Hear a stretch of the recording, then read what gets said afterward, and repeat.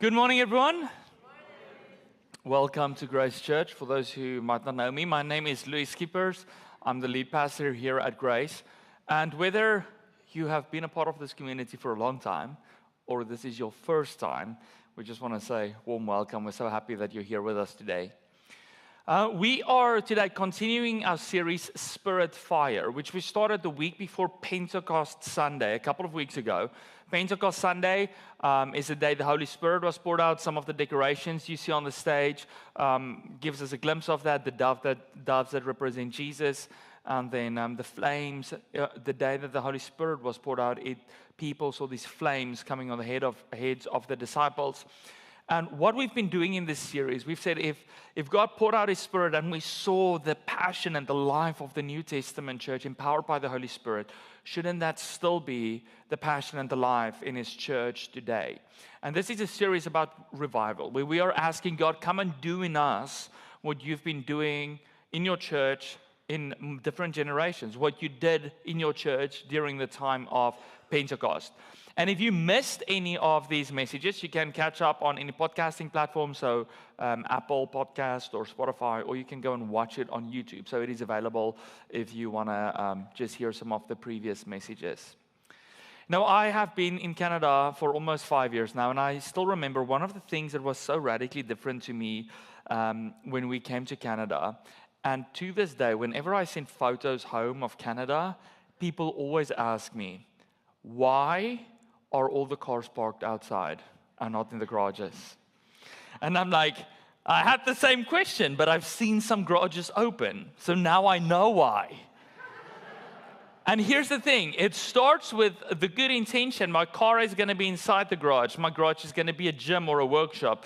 But then you have this one box, and you kind of don't know where to put it, so it goes in the garage. And then your wife has a couple of things that she will deal with later, and they go in the garage. And then there's a couple of more boxes that you think like, oh, we'll sort it out when we have a bit more time. And suddenly, your garage cannot accommodate the car anymore, or it cannot be a gym or a workshop. It is now a storage space. And the original purpose that you had for it cannot happen in that garage anymore because you crowded out all the space with things that's not necessarily bad or it's not evil, just maybe some things that are not as important as the original plan you had. And I think that can happen in our lives and in the life of the church as well, where we can fill our lives and we can fill our churches with so much activity and noise and programs and responsibilities and events and good things that slowly, almost without noticing, we push the things that are most important to God out to the edges of our lives, out to the edges of our churches. And today, that's what we're going to be talking about. And the title today of this message is Make Room for Prayer.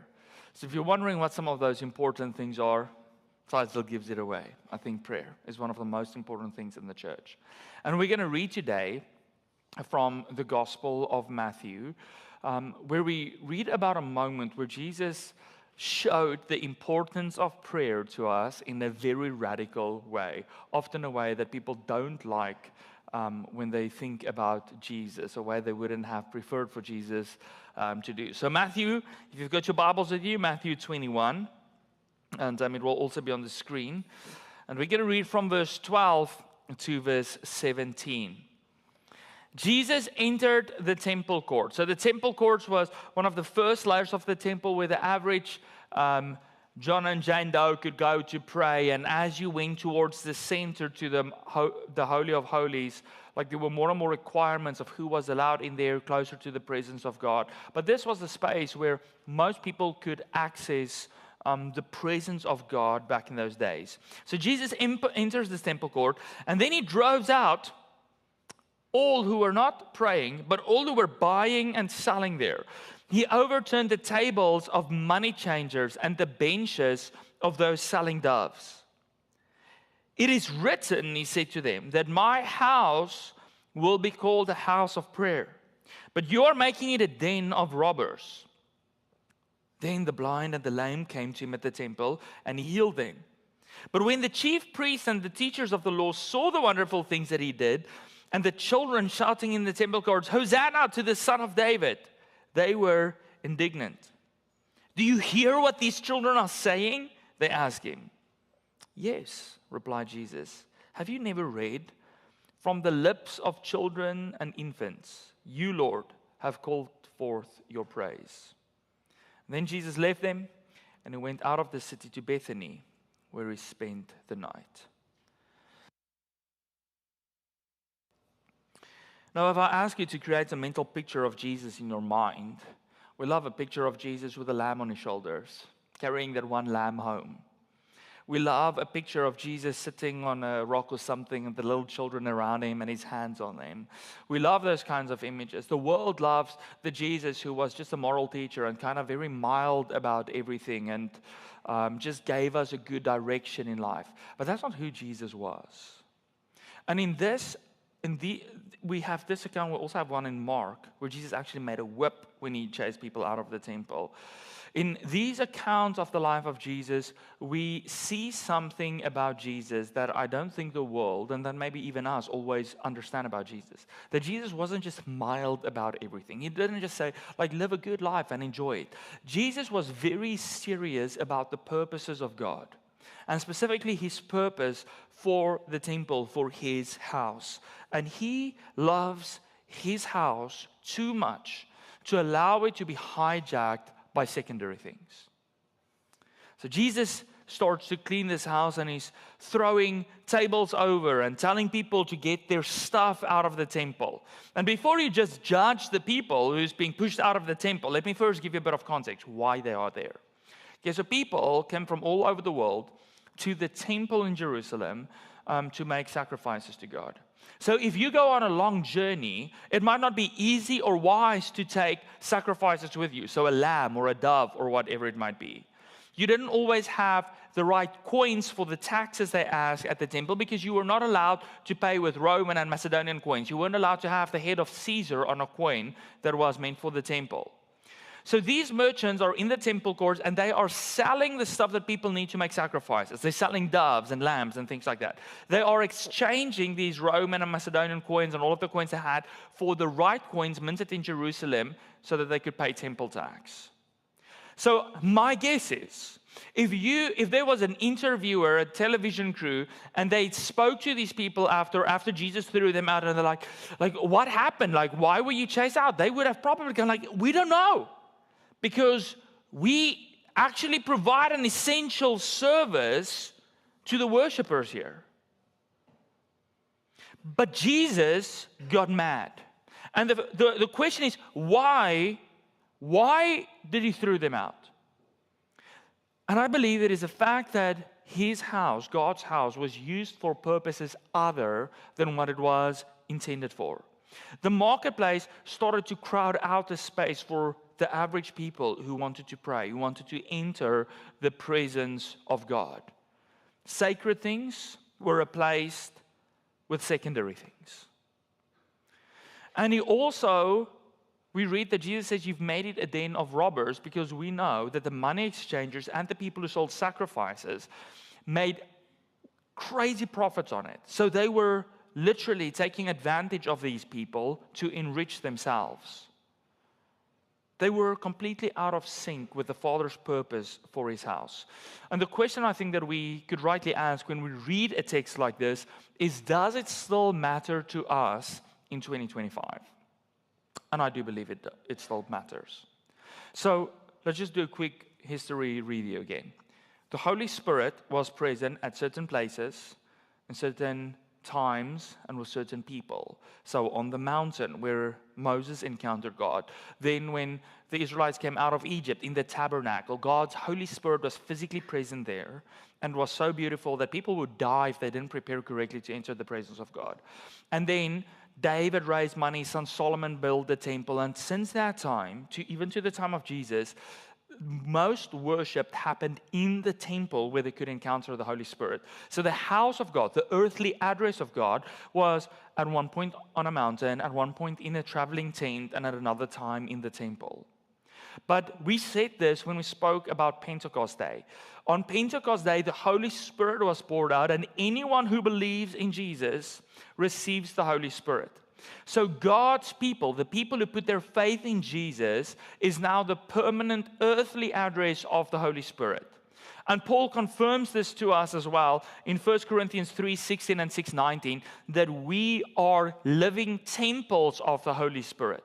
So this building, there's nothing sacred about it. There's nothing special about it. It's just a gathering place. It's made of concrete and bricks and wood and a metal roof. That's it. God's people, that is me and you as individuals, but also specifically His people gathered, which is called the church. The Greek word is ekklesia, that literally means the gathering of people for a certain purpose. So when we gather for the purpose of worshiping God, we are the Holy Spirit's home. So when we talk about us as the church gather, when we talk about our lives as Christians, we are talking about God's temple. We are talking about the Holy Spirit's house. And I think it is possible for things that seem useful, like these merchants. They're like, this is useful. It's a service to the worshipers. It is possible for things that seem useful to become dangerous when they crowd out what matters most. We can fill, and maybe we don't have a Forex station at the church, right? We don't have a pet store. We don't do stuff like that. So you might be like, oh, this is not exactly for us. And although we don't have those things, we can still miss the purpose of why the church exists. And I think we can fill our churches with so many programs and things that doesn't matter all that much, that we can miss the purpose that God has for His church. And this is the danger to us as individuals, but also to us as the church, that not bad things. It's not bad things that crowd out prayer, but that good and useful things slowly crowd out prayer from our lives. God's house, you and me, us gathered, was never meant to be full of activity, but empty of prayer. That is not God's purpose. And Jim Cymbala in Fresh Wind, Fresh Fire writes, he says, Jesus is not impressed with religious commercialism. We can say it in a different way that might be more appropriate for many of us. Jesus is not impressed with religious consumerism. It is not about just giving and taking of stuff. He's concerned not only whether we're doing God's work, but also how and why we are doing it. So for our church as well, the question is not just, are we growing? And yes, God has been good to our church, and we are growing, and we're seeing new people. But ultimately, the question is not just, are we growing? Is the budget growing? Are we doing right stuff? Ultimately, the question is, why are we doing what we're doing? Are we here out of tradition because you grew up in a Christian household? Are you here because you're trying to tick some religious boxes and you're hoping that if you're serving or you attend church, maybe God will accept you and approve of you and maybe you will see heaven? Or are you here because you just want to hang out with friends or because you just like music? Like, what's the reason for you being here? Or are you here to encounter the living God? You see, Jesus wasn't just angry about what was happening in the temple, the stuff that was taking sacred things away from them. Jesus was also restoring what God's house was meant to be. And I think this is almost like a glimpse of revival. Revival begins when Jesus clears out the things in our lives and in our church that has crowded out prayer, and then restores His house to what it is meant to be. Because remember, revival is not something that didn't exist that comes into existing. It's something that was alive. It lost its life or it's close to death, and then it's revived. Life is brought back. And I think that is what we're seeing in this moment as well. And we see how Jesus restores purpose and then brings revival in two very specific movements that happens in this text. The first is in verse 13. We see that Jesus restores prayer as a priority of faith. He's telling them, this isn't a one-stop superstore for you guys to do what you want. He says, ultimately, the purpose of us gathering to worship God is to pray to Him, to connect with Him. And Jesus is quoting Isaiah 56, verse 7, where already 700 years before Jesus, God said through the prophet, like, ultimately the purpose of my house is to be a place of prayer, a place where you can connect with your Heavenly Father. The purpose of and I know this is hard for some people here to hear or even understand, but listen, the purpose of us gathering here is not primarily for you to gain knowledge and wisdom.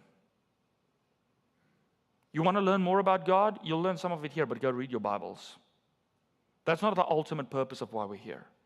The ultimate purpose of why we are here is not just to connect with our community and have fun together. It is not to tick off a religious box, but it is for us to worship God with open hearts and to encounter Him. The church should be known as a place of prayer. People should see that when they walk in. And I believe that desperate prayer that cries out, we spoke about this last week, prayer that cries out to God, that is hungry for more of God, that should be a normal part of our lives, of our hearts. And that is when you read the stories of revival, where revival most of the time starts. Throughout the history of great awakenings and revival, most of the time it started with someone who went on their knees and cried out to God to bring life and passion back to His church. And sometimes it was a prayer or two and it happened. Sometimes people prayed for years before it happened. Some people prayed and they never even saw it in their generation. It came after them. But that is where revival starts. And Dr. Richard Lovelace, he wrote, he says, where prayer is, revival cannot be far behind. Where prayer is, like, God moves, God does something. And guys, when I think back of the life change, of the stories that has been written in this church of people going from death to life, when I think about people that came to see us and people that attended this church whose lives were in such a dark place that they thought this is the end, and then they received new life in Jesus, when you listen to their stories, they don't go, the moment that everything clicked for me, the moment that everything changed was when I listened to a sermon of Louis. It wasn't when we were singing and something changed. It wasn't when I was serving and something changed. Almost every radical story of life change happens when someone has reached the end of themselves and they fall to their knees and they cry out to God to do what only He can. Almost always.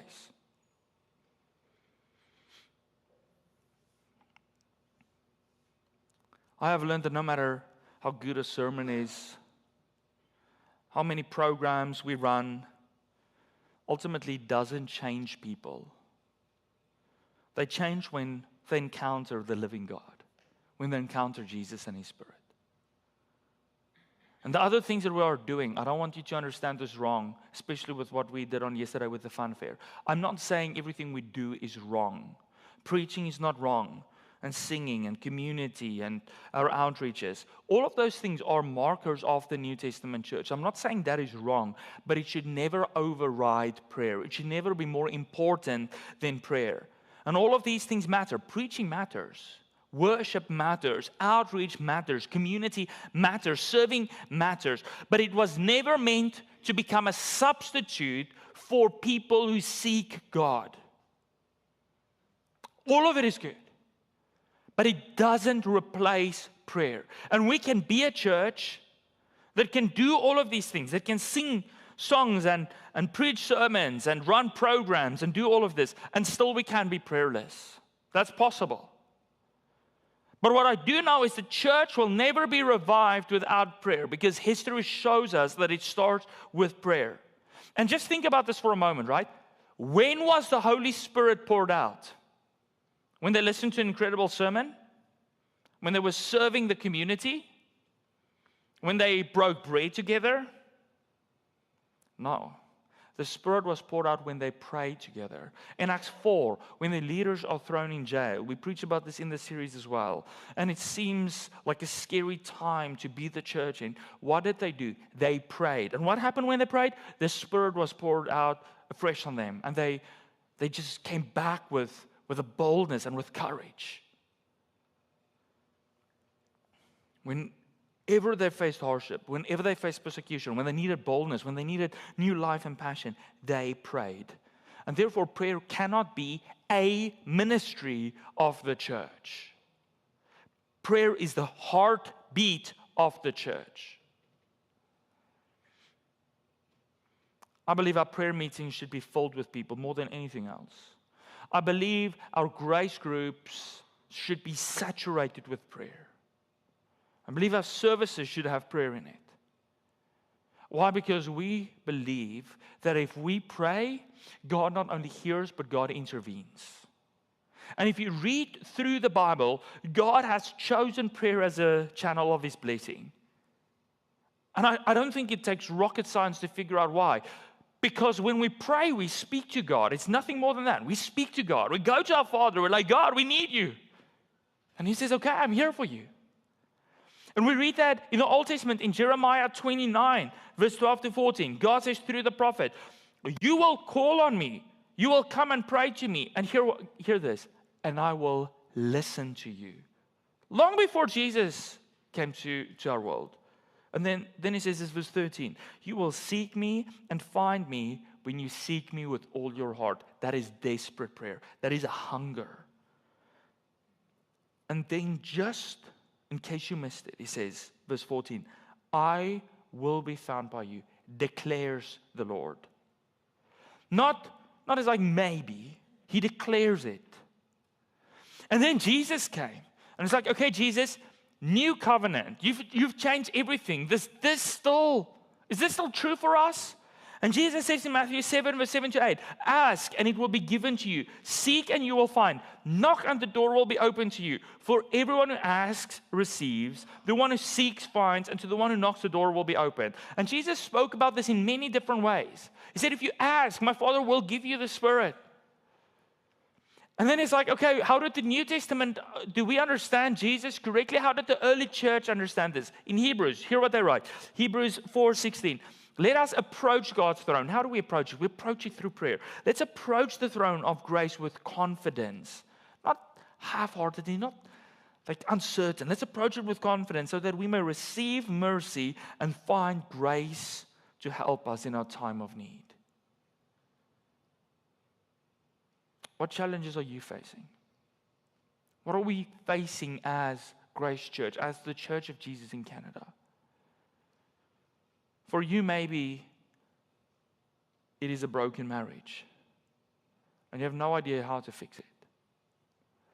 Maybe it's you're spiritually seeking and you've reached out to all kinds of things and ideas, and each time it just leaves you disappointed that you're here because you're like, man, I don't know where else to go anymore. I need to just figure out the truth.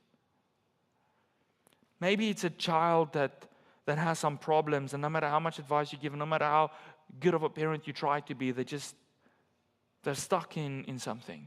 Maybe it's health issues. Maybe it's peace, inner peace that you cannot find. The Bible tells us the answer is God. And we find Him and His answers through prayer. A lack of prayer is a sign. A lack of prayer is a warning sign to me and to you that our souls have turned away from God. When there is no more prayer in your life, it means that the desire for Jesus isn't pressing on your heart anymore.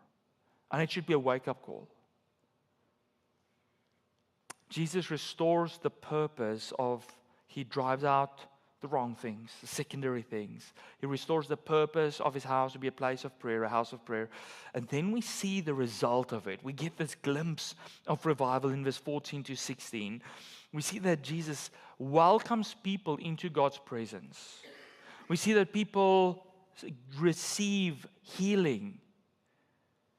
And we see something just of God's heart for those who were marginalized and pushed to the edges of community. Because if you were crippled, if you were blind, if you were deaf, if you were mute, whatever it might have been, in those times you were seen as being cursed by God. Children were not meant to run around shouting in the temple courts. Yet we see something of God's heart. He welcomes people who were pushed to the edges of society. He welcomes the noises of the children. All of these things is unheard of in the eyes of the chief priests. And that's why as a church, we are concerned how we present ourselves and how we are open to people who are marginalized and people who are pushed to the edges of society. Because if Jesus made space for them, so should we. That's why we are big on serving our kids well. We don't offer a child care service here. We do full-on kids church. We're going to help your children as much as we can to find and follow Jesus because they matter to Him. And these leaders go like, hey, Jesus, actually you should quiet them down. Why are they shouting in church? Why are all these people here? And you know what Jesus does? He doesn't quiet the children down. He doesn't stop healing people, but He exposes how far these religious people, how far their hearts have drifted from Him. They were more disturbed by children praising God than by corruption that was happening in the temple. It was so beautiful to me how Jesus just opens the presence of God, because back then the presence was in the temple. And how Jesus opens the presence of God to people who might have never experienced it before. And it's so easy for us to get caught up in the things that we do as a church and miss the purposes of God and His heart for the world in the process.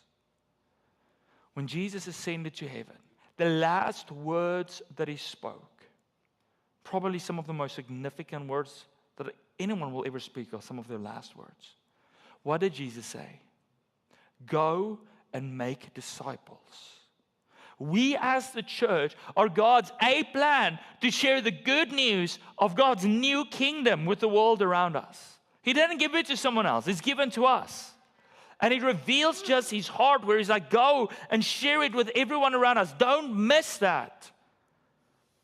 And Leonard Ravenhill said it so bluntly in a book when I read this, like, it hit me like a stone.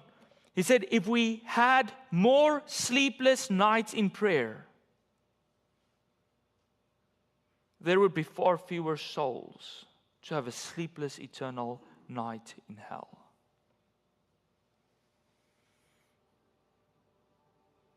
And the point of this is not to crush us with guilt, but to wake us up to the urgency of prayer. Not just for our own lives to encounter our God, but for the sake of those who's not here yet.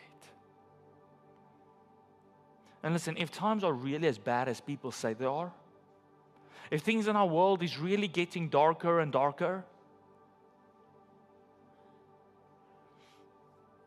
if we are truly facing spiritual battles, then we would be foolish not to turn to the one who can bring light to the darkness. Then we would be foolish not to turn to the one who supplies unlimited grace. And just in case you're wondering, no one is beyond the grace of Jesus. Not the children, not the marginalized, not even the religious leaders who turn to Him. No one is beyond His grace. And you are not beyond His grace as well. When Jesus restores His house, the overlooked are welcomed, and the unlikely begin to worship. So let me ask you today, what has crowded out prayer in your life? A hunger for more of God, a hunger to see the world reached with the good news of Jesus.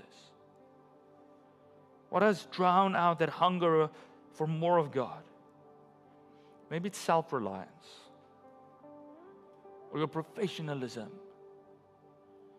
Perhaps it's the comfort, distractions,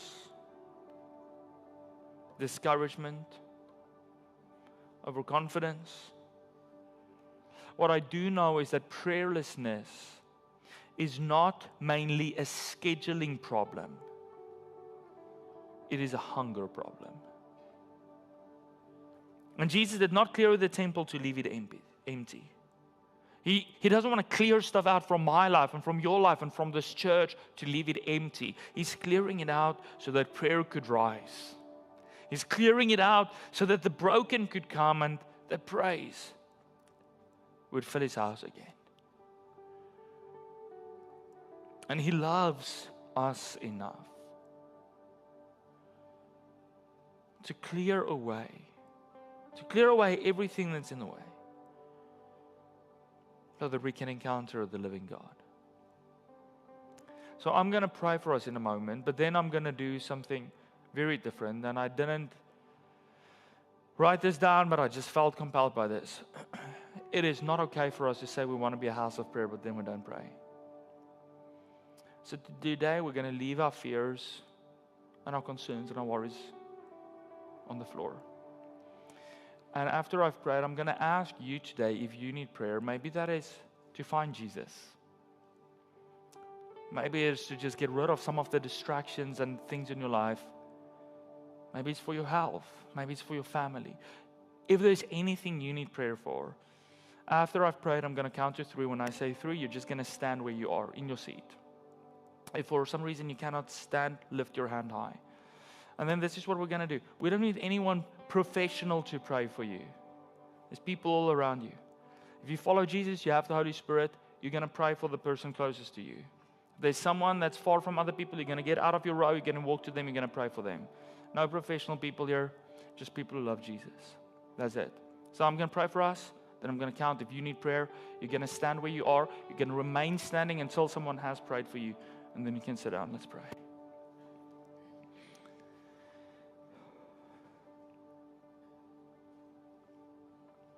Jesus, I repent of our prayerlessness, of how we've allowed distractions and busyness and fear, secondary things, to drown out our hunger for just connecting with you. And I know there's so many people here today who's carrying a burden that they cannot carry on their own. I pray today, Holy Spirit, that as we pray for those requests, that your Spirit would move through this place. That you would supply grace. That you would answer prayers.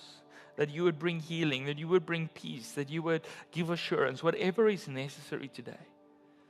I pray, Holy Spirit, come and do what only you can do.